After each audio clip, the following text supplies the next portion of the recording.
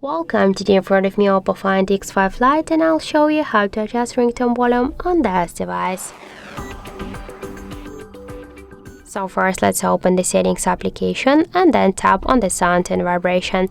You'll see here the ringtone volume panel, and just to change ringtone volume, you should hold and swipe this dot to the left or to the right side with your finger.